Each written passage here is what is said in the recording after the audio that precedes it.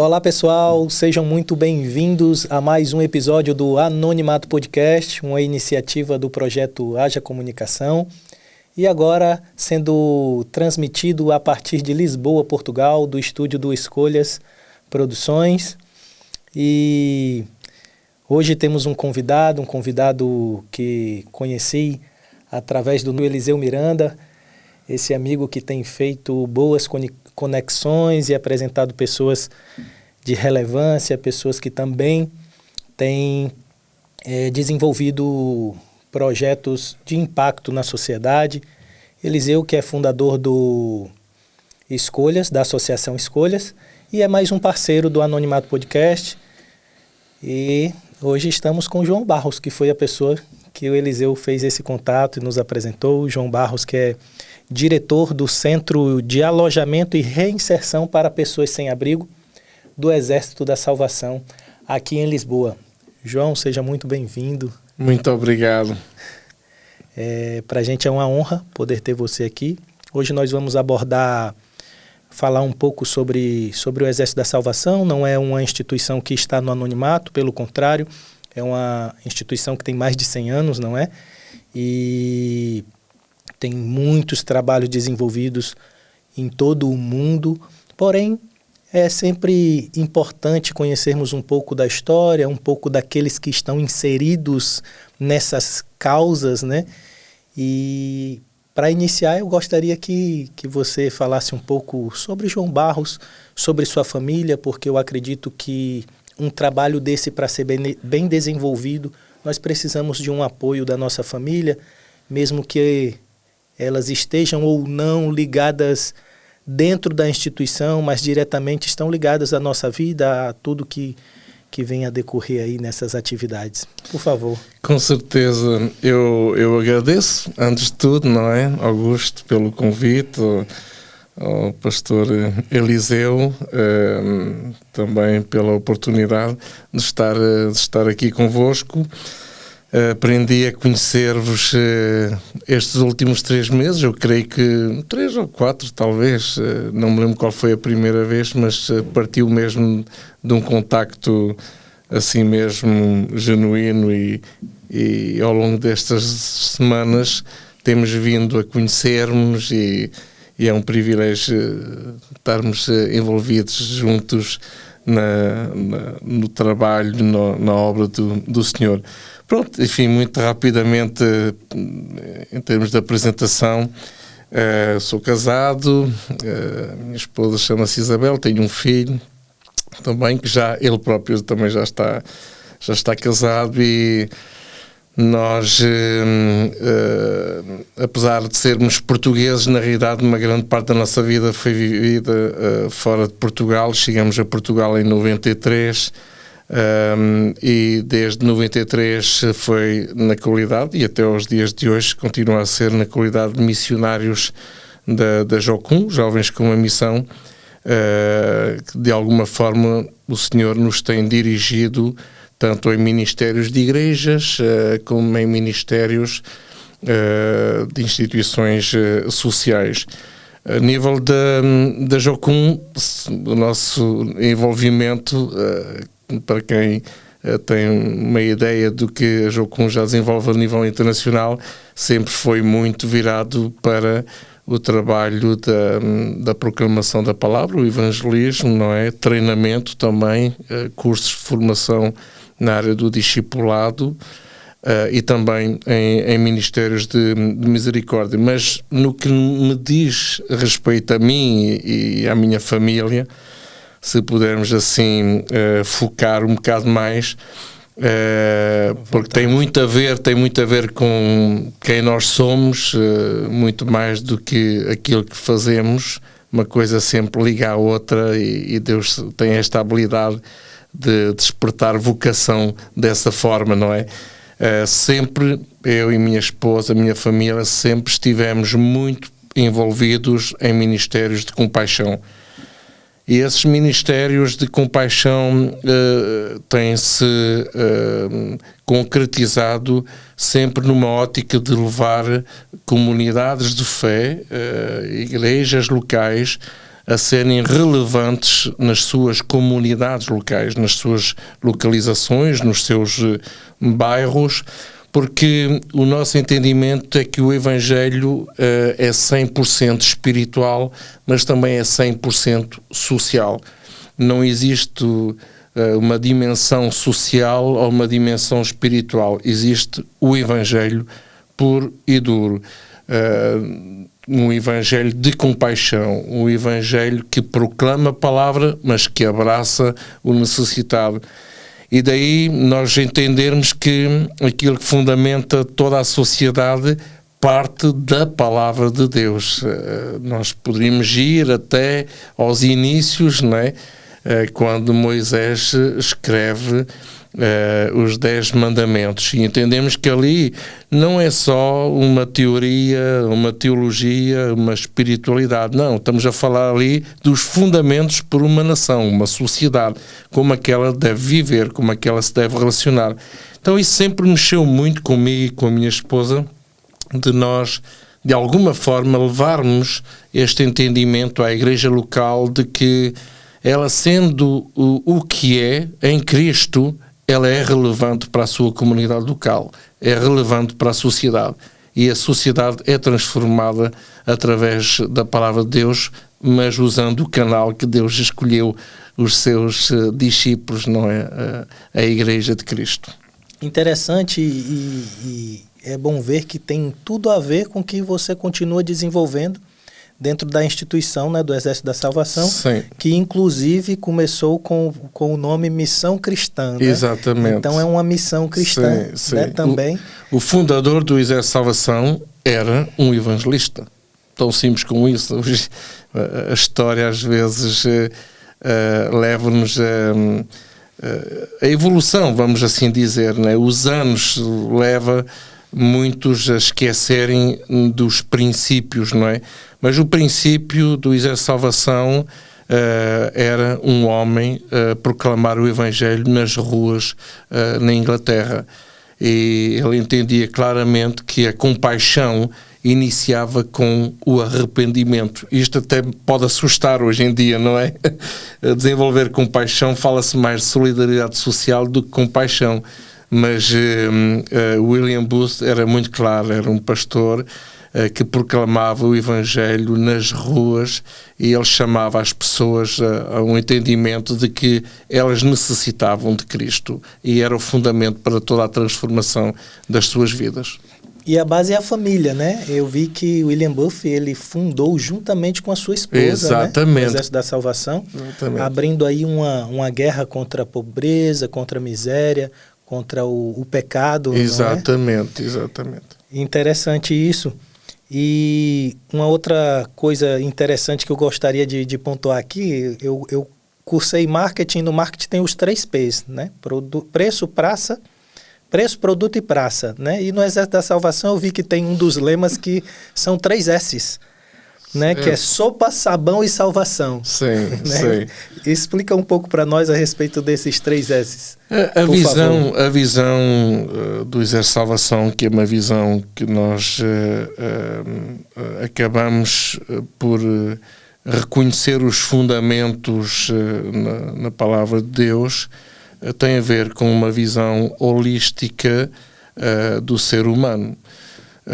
Toda a pessoa precisa de cuidado, e não só um cuidado espiritual.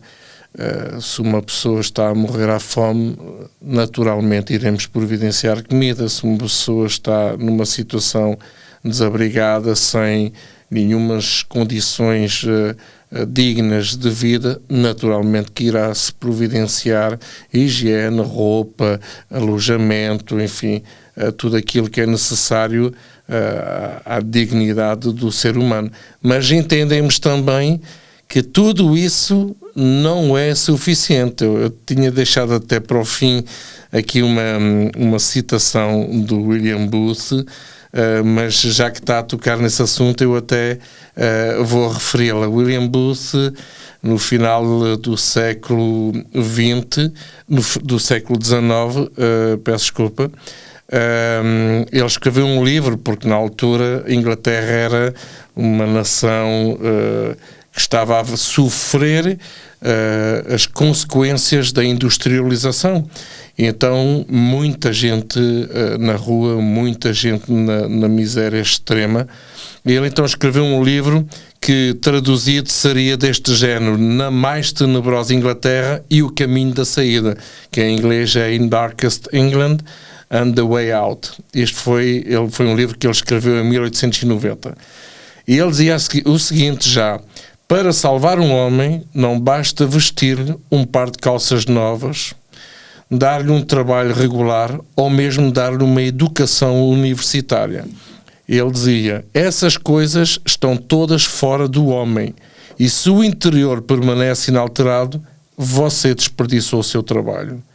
Você deve, de uma forma ou de outra, e aqui é o ponto importante, você deve, de uma forma ou de outra, enxertar na natureza do homem uma nova natureza, que tem em si o ingrediente do divino. E ele conclui dizendo: tudo aquilo que eu proponho neste livro, que ele escreveu na altura, como uma forma, uma palavra de esperança para a nação, não é? Ele diz: tudo o que eu proponho neste livro está orientado por este princípio. Não há transformação sem o divino.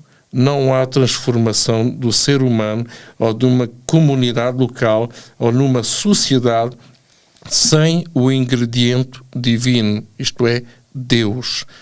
E isso ajuda-nos muito a entender que sopa, sabão e salvação e tudo isso, sim, tudo isto é muito bom, mas entendemos que o ser humano é um ser humano holístico, integral, é físico, é alma, é espírito. Antes de tudo, somos espirituais, antes de sermos físicos, mas temos condição humana, e esta condição humana tem que ser cuidada, não é? Ouvi uma vez, há uns anos atrás, uma enfermeira da Associação dos Enfermeiros Cristãos que dizia assim: as pessoas dizem que nós somos seres humanos com uma experiência de vida espiritual. E ela dizia: eu não concordo com isso.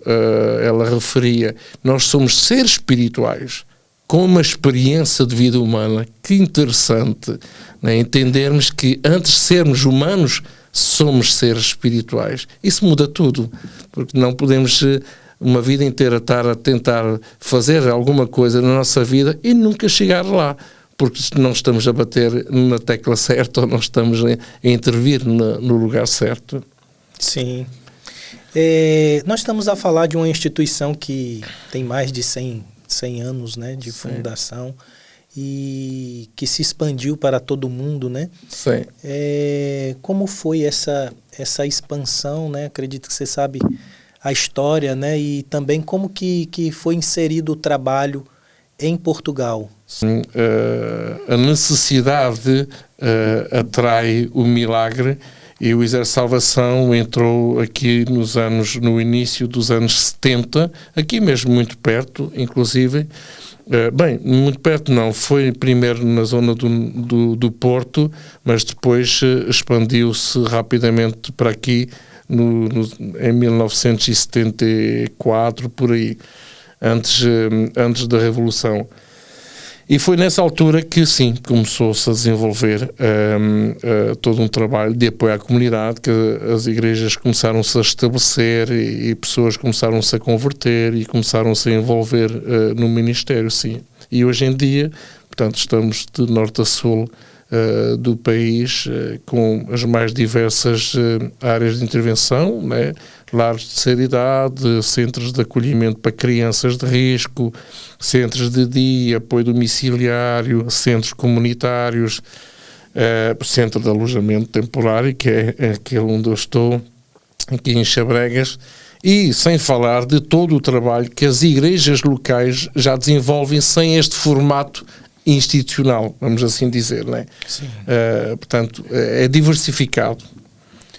João falou a respeito de oficiais e funcionários.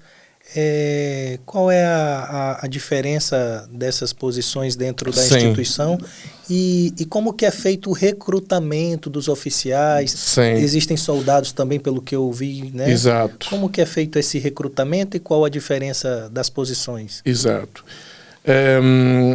Pronto, o Exército de Salvação desenvolve um modelo hierárquico, como se fosse realmente militar, um exército, né? Não é? Militar, não é? Na altura foi assim que Deus entendeu desenvolver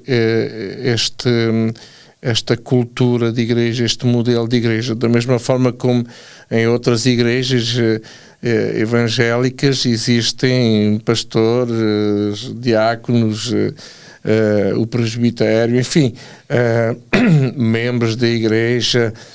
Aqui também existe a mesma coisa, existem os aderentes das igrejas do Exército de Salvação e depois aqueles que desejam se envolver mais no ministério podem ser soldados, não é? E então aí já cumprem determinadas tarefas na igreja local, é natural, né? São pessoas jovens ou adultos que desejam simplesmente servir mais a igreja local, não só no culto, como também nas instituições sociais. E depois, para além aqueles que são soldados e que queiram realmente aí envolverem-se ministerialmente a tempo inteiro, aí seguem por uma escola de formação do Exército de Salvação, que é uma escola bíblica, uma escola de teologia, e então passam a ser oficiais. E aí essas pessoas passam a ser, a entrar vamos assim dizer, no quadro dos líderes de igrejas locais, seja qual for o tamanho, não é? Pronto, e depois, isto em função depois da idade, das responsabilidades, vamos dizer, os títulos, não é?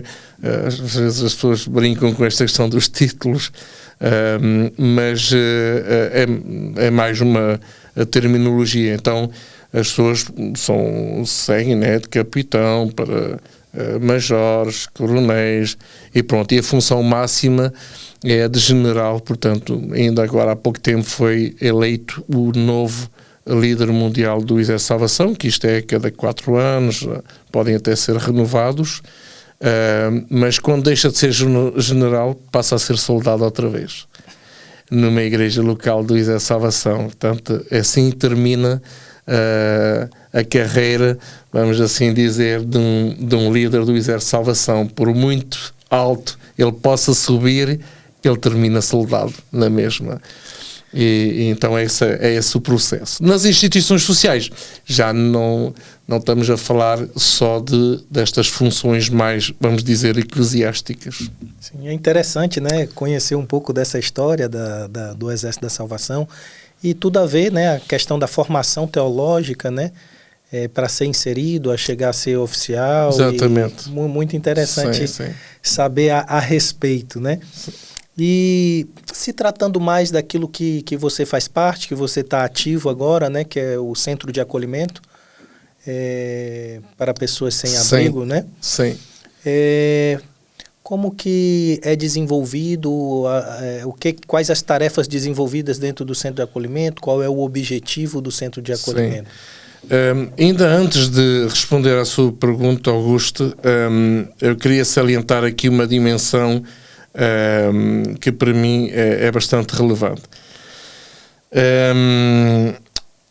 Quando perguntou das pessoas todas envolvidas no Exército de Salvação à escala global, tanto em ministérios de igrejas locais como em ministérios sociais, há um entendimento que nós temos, que é o de, independentemente do vínculo que o une ao Exército de Salvação, e quem diz de salvação diz qualquer comunidade cristã à escala mundial, é a qualidade de ser servo.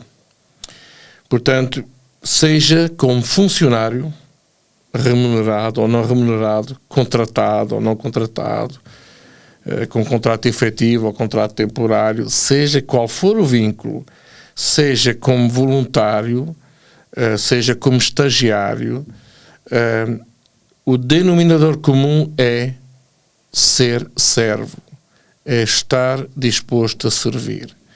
E isso fazemos questão de salientar isto porque a nossa maior riqueza são pessoas, não são verbas do Estado ou financiamentos internacionais ou donativos, enfim. Claro que o dinheiro é necessário para muitas coisas, mas a nossa maior riqueza são pessoas, porque é de pessoas que nós tratamos e são pessoas que nós servimos. Então, se são pessoas, devemos realmente colocar os fundamentos no lugar certo. O amar e o servir são fundamentais. Há uma outra expressão no Exército de Salvação, para além da sopa, sabão e salvação, que é o de salvos para servir. Portanto, não somos salvos para ficar felizinhos de sermos salvos. Não. Somos salvos para servir. Então, o serviço é fundamental. Antes de qualquer vínculo, esta é a dimensão que é importante mesmo realçar. Relações humanas é o que caracteriza todo o trabalho no reino de Deus. Então temos que aprender a relacionarmos e daí nós servirmos uns aos outros. Antes mesmo de entrar na questão das atividades, do que é desenvolvido através do Centro de Acolhimento, o João falou a respeito de voluntariado, né? Certo. Você e sua família já vivem há um tempo nisso, acabou de falar isso também, o serviço. É um serviço também voluntário, não é? Certo. E pela vida que levou, já era um voluntário durante toda uma vida, né? Sim. E como foi que o João emergiu nesse trabalho juntamente com o Exército da Salvação? Isto realmente são coisas que... São coisas, eu costumo dizer, são coisas à maneira de Deus, não é? Que nós às vezes não entendemos muito bem e que os anos passam, a gente olha para trás e a gente só consegue explicar isto de uma maneira que é, bem, Deus agilizou as coisas. Sim, eu servi no Exército de Salvação desde 98 até 2007, mas na qualidade de missionário da Jocum. Quando digo servi, era no sentido de que, como os ministérios de compaixão sempre foram os ministérios com os quais eu e minha esposa nós nos identificamos mais, naturalmente, como missionários de Jocum, para além de discipular jovens, para além de organizar campanhas de evangelismo de norte a sul do país, para além de fazer missões em África, entendíamos que a necessidade de estar próximo das pessoas necessitadas na nossa comunidade local, aqui em Portugal, em Lisboa, em Sintra, onde nós vivemos, era fundamental. Então, eu acabei por servir, vamos assim dizer, voluntariamente o Exército de Salvação em lares de terceira idade, até mesmo aqui no Centro de Alojamento de Xabregas. A primeira vez que eu entrei aqui no Centro de Alojamento foi para fazer uma peça de teatro numa festa de Natal com missionários da Jocum para a população em situação de sem-abrigo do Centro de Alojamento. E daí, pronto, uma relação de confiança se constrói, surge desafios na própria instituição e surgiu uma proposta da liderança do Exército de Salvação de me convidar a assumir a direção do Centro de Alojamento Temporário para Sem-Abrigo aqui de Xabregas.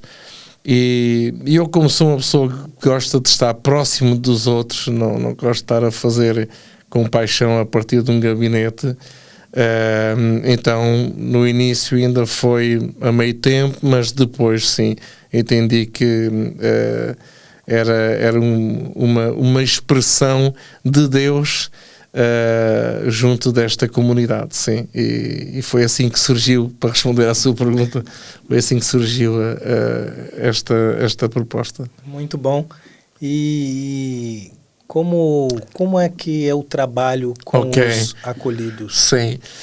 Então, o Centro de Alojamento Temporário para Pessoas em Situação de Sem-Abrigo é uma resposta social que se desenvolve em parceria entre Exército de Salvação, Câmara Municipal de Lisboa e Segurança Social. E então, esta resposta é uma resposta que visa dar apoio à população em situação de exclusão social extrema, portanto, pessoas que estão a viver na rua. Agora, existem vários modelos de respostas sociais, de alojamento, né? Nós estamos integrados numa rede à escala de Lisboa. Ninguém consegue ter a pretensão de desenvolver um trabalho sozinho, por si só. Precisamos uns dos outros, portanto existem outras respostas sociais, outros centros de alojamento, outros programas de reinserção, e nós envolvemos-nos com todas essas respostas à escala da cidade e funcionamos em rede. Agora, neste caso específico, é um centro que aloja 75 pessoas em situação de sem-abrigo, e nesse lugar essas pessoas encontram tudo aquilo que podemos imaginar, não é? Não só uma cama para dormir, mas também comida, higiene, saúde, formações profissionais, acompanhamento social, serviços de animação sociocultural, e portanto fazemos progredir a pessoa na sua estadia de uma dimensão assistencialista para uma dimensão cada vez mais autónoma, isto é, entendemos que numa fase inicial, para certas pessoas, realmente dar um prato de comida e um banho e uma cama é aquilo que é esperado. Pronto, não há ali muito a pensar e muito para refletir. Mas muito rapidamente temos que trabalhar no caminho que essa pessoa tem que percorrer, de forma a ela poder, o quanto antes, se autonomizar e sair fora da instituição. Obviamente que o objetivo não é ter pessoas a viverem toda a vida num centro de alojamento, mas pelo contrário autonomizá-las, não é? Portanto, nós como Exército de Salvação temos sempre que responder a estas duas dimensões, que é a dimensão legal, protocolar, que foram assinados com Câmara e Segurança Social, mas também existe a dimensão do próprio Exército de Salvação.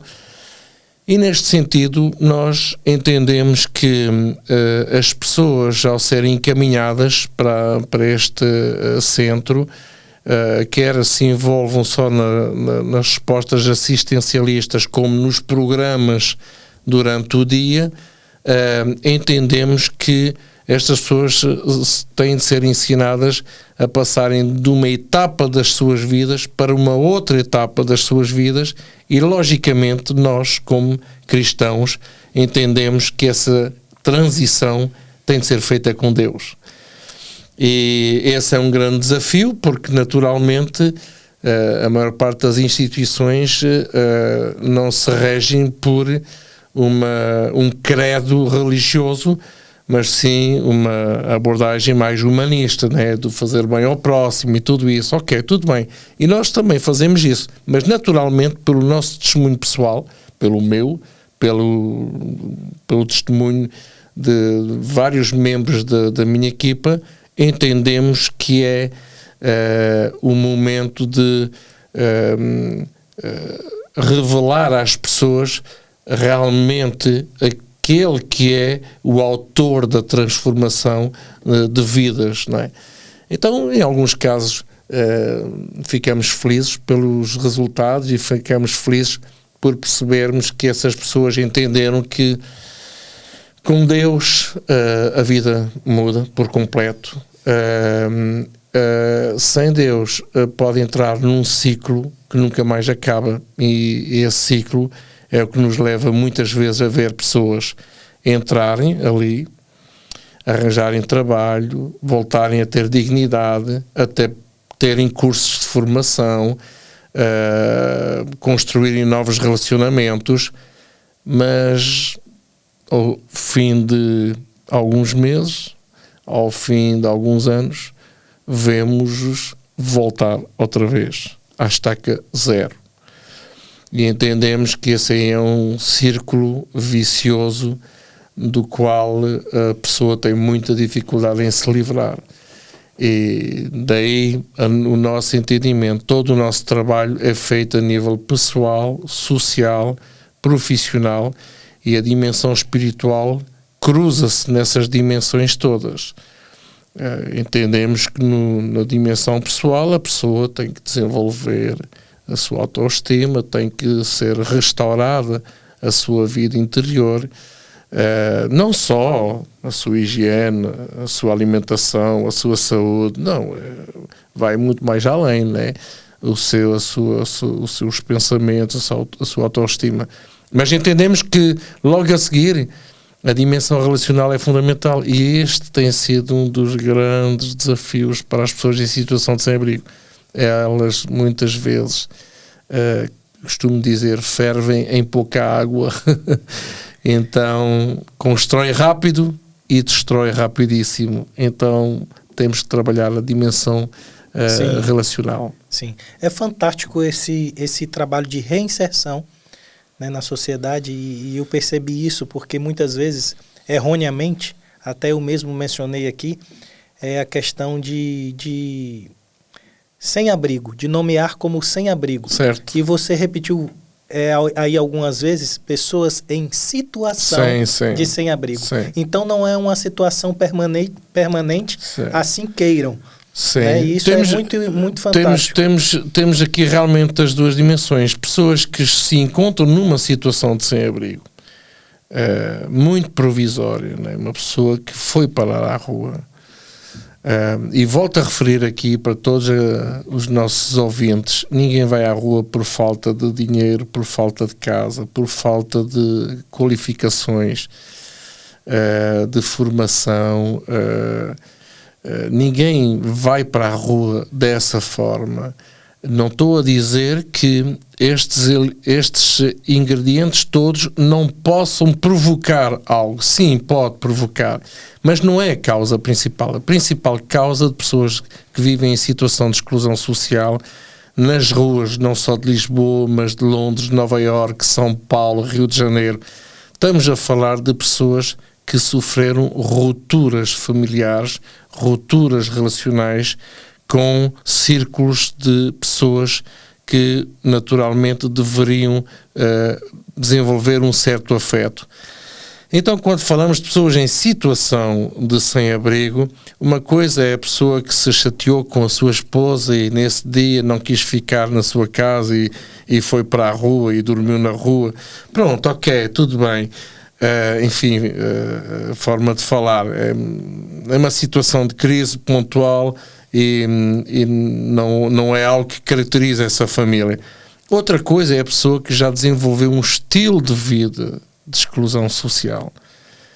Uma pessoa que já por natureza e por muito sofrimento e muita rejeição e muitas rupturas tomou a decisão de viver ou na rua ou ao abrigo dos serviços sociais de igrejas ou de câmaras ou de segurança social. Então, quem está a viver com esse estilo de vida, realmente esse é um grande desafio. Em geral, quem passa por uma situação muito curta, naturalmente dá a volta à coisa. Mas quem já vive há 20 anos na rua, realmente só o senhor aqui nesta situação mesmo. Muito esclarecedora essa explanação, João. Eu agradeço, né, essa explanação, mas fala pra gente como é feita a triagem dessas pessoas que são assistidas pelo centro. Sim, as pessoas, no nosso caso, portanto, cada centro tem modelos diferentes. No nosso caso, as pessoas não podem chegar à porta da instituição e perguntar se tem uma cama vaga ou se tem comida para lhes dar. Todo o funcionamento da instituição é altamente monitorizado pela Segurança Social e pela Câmara Municipal de Lisboa. Então as pessoas chegam até nós encaminhadas por outras instituições da rede social de Lisboa ou mesmo da rede de emergência da Segurança Social a nível nacional. Então ligam para nós e, ok, temos aqui uma situação, pronto. E de alguma forma as pessoas são encaminhadas e nós entrevistamos-as. Isto pode parecer curioso, não é? Mas temos um processo de entrevista e de seleção. Se me perguntar assim, é possível que uma pessoa em situação de sem-abrigo possa ir a uma entrevista e nessa entrevista nós não aceitarmos a entrada dele? É possível, sim. Mas essa possibilidade só se explica pela natureza da dificuldade que a pessoa está a passar. Nós temos que, por vezes, entender que não conseguimos responder às necessidades das pessoas. Então não adianta estar a admitir uma pessoa numa instituição se já sabemos de antemão que não vamos conseguir fazer nada. E estou-me a referir a situações gravíssimas, né, de saúde, por exemplo, principalmente de saúde, ou então de violência extrema. No nosso caso, não admitimos pessoas também que sejam enquadradas no âmbito da toxicodependência, por exemplo. Então, temos que sempre selecionar, temos sempre que diagnosticar, avaliar e, a partir daí, sim, fazemos entrar na instituição e, ao fazermos entrar, dependendo da situação, iremos dar um tempo diferente, isto é, vamos supor que, enfim, vamos a ser aqui muito honestos e concretos. Chega uma pessoa que diz que precisa de ficar no centro de alojamento, encaminhado pela Santa Casa, ou seja, qual for a instituição, e nós percebemos que essa pessoa não quer mudar de vida. Pronto, acabou. Ela vive assim, quer continuar a viver assim, mas quer entrar na instituição. No melhor dos casos, o que poderá vir a acontecer é nós admitirmos essa pessoa, naturalmente, porque uma coisa é estar na rua, outra coisa é estar num centro de alojamento, onde irá ter a sua higiene, a sua saúde, a sua alimentação, pronto, a sua segurança e por aí fora. Mas, naturalmente, que com essas pessoas iremos ser um pouco mais exigentes, no sentido em que no fim de 6 meses, 1 ano, a pessoa não quer mudar de todo de vida, pois iremos ter que caminhar por um processo de reencaminhamento dessa pessoa para alguma outra resposta social, mas não iremos permitir que ela se mantenha só porque gosta de estar ali. Não é possível, não teríamos vagas suficientes para isso, não é? Tem um objetivo, né? O objetivo é a reinserção, né? É a mudança de vida. A mudança de vida, é por isso que nós implementamos agora no programa diurno, o programa comunitário da academia.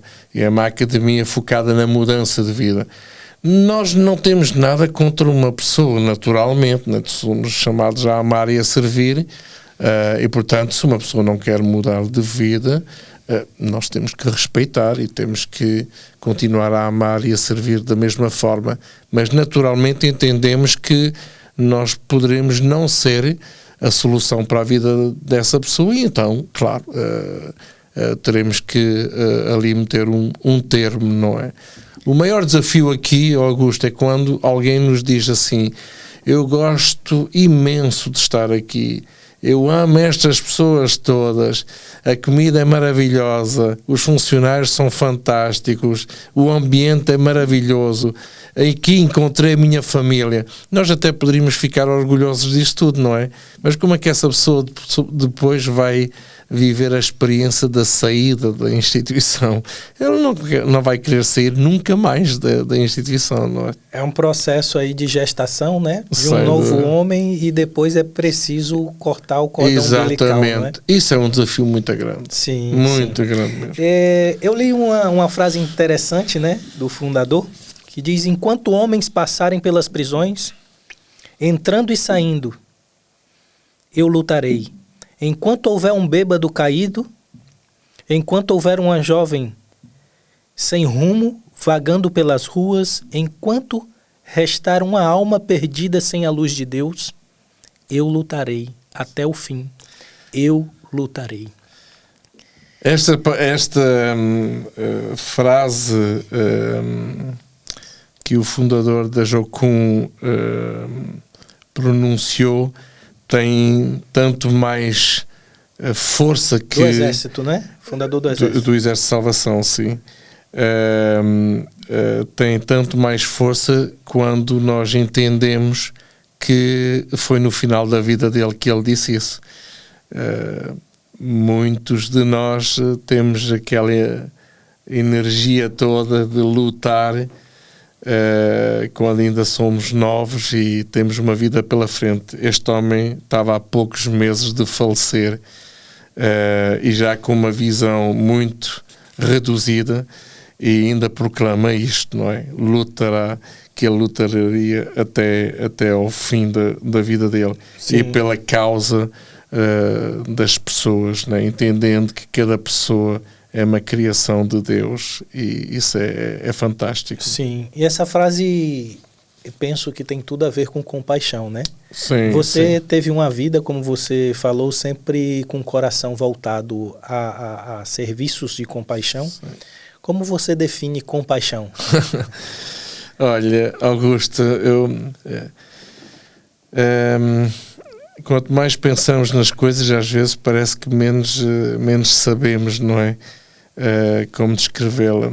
A compaixão, na sua essência, tem a ver com o carregar a dor do próximo. Não é autopiedade, não é piedade. É literalmente compadecer-se do sofrimento do meu próximo, e eu ser próximo dessa pessoa que está a sofrer.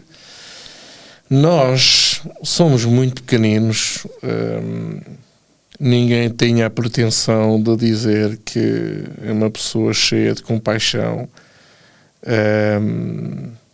A essência da compaixão reside em Deus, a expressão plena, genuína, autêntica provém de Deus, e nós somos canais muito imperfeitos, muito incompletos dessa compaixão de Deus. Mas Deus dá-nos o privilégio, e o Espírito Santo sem dúvida nos comove, nos interpela quando vemos alguém que está em sofrimento. A Igreja é uma igreja de compaixão. Os discípulos de Cristo são discípulos de compaixão. Cristo mostrou-nos esse modelo e nós regemos pelo modelo de Cristo. Cristo é a compaixão de Deus para o mundo. Então, essa é a forma como cristão eu procuro orientar a minha vida familiar, em casa, e vocacional, ministerial fora de casa. Mas ninguém pensa, que pessoa cheia de compaixão. Não, isso não. Somos humanos, somos também humanos. Sim. Né? Eu particularmente associo o trabalho desenvolvido pelo Centro de Alojamento com um versículo que está em Hebreus capítulo 13, versículo 2, que diz: não vos esqueçais da hospitalidade, porque através dela, por meio dela, alguns, não o sabendo, hospedaram anjos. Certo. Então, eu associo de forma muito direta essa palavra com o trabalho do centro de acolhimento, porque ali vocês fazem todo... Ninguém sabe a causa em si, né? Nós sabemos superficialmente, imaginamos. Vocês que vivem mais intensamente esse trabalho, conhecem um pouco a fundo as pessoas que ali passam, e eu acho que você pode comentar um pouco a respeito disso, né? Tem a ver ou não essa minha ligação desse versículo com o trabalho desenvolvido? Sim, não tenho dúvida, né, que a hospitalidade é uma expressão da própria compaixão também. Nós, a nível da equipa, porque tudo isto funciona em equipa, num lugar como este, como o centro de alojamento, somos diariamente confrontados com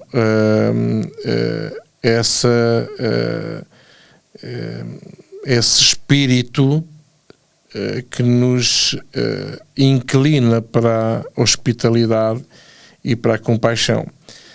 Agora, é muito fácil perdermos isso pelos desafios do dia-a-dia, pelas lutas do dia-a-dia, pelas tensões,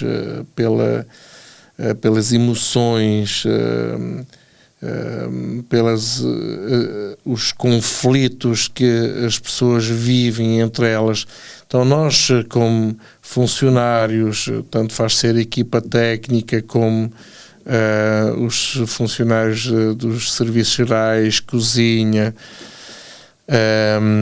próprios estagiários profissionais, estagiários académicos, voluntários, sempre procuramos salvaguardar os pilares da nossa intervenção, os fundamentos da nossa intervenção. E esses fundamentos às vezes são abanados, não é? Porque somos postos à prova. Estamos a falar de um campo de batalha, não é? Literalmente. Porque as pessoas chegam até nós, às vezes, em situações dramáticas e com um alto nível de violência.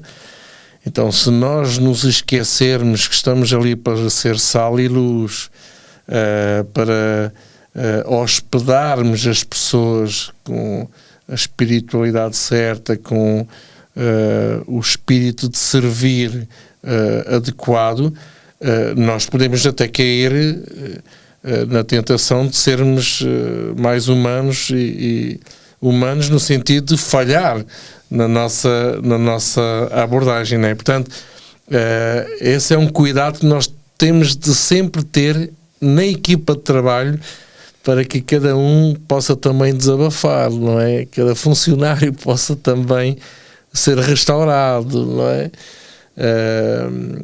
E fortalecido, e protegido, encorajado, animado. Trabalhar, servir num lugar como este põe-nos à prova e repõe em causa muita coisa na nossa mente. Então temos de ter cuidado e temos que protegermos e sempre salvaguardarmos nisto tudo. Mas para responder à sua pergunta, realmente sim, a hospitalidade deve estar sempre na prioridade do nosso serviço, sim. Eu quero parabenizar a você e a todos os envolvidos nessa causa, né? E agradecer por essa conversa tão esclarecedora e enriquecedora.